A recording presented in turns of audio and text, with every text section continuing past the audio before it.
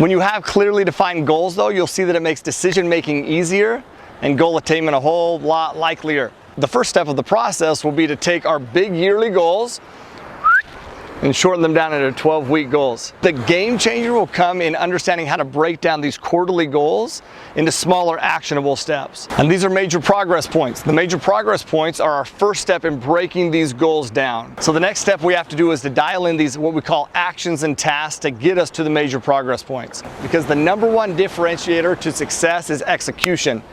And breaking these steps down makes executing so much easier. So step 4 will be to define your daily and weekly habits we need to create, okay? Reviewing progress daily and weekly, man, it will help you. It helps keep us focused on the things that will actually move the needle once again. Motivations and focus tend to get a little distorted in the heat of the battle, which makes them a little more difficult to recall, all right? But when we're reviewing them each and every week, every day, we begin to internalize them.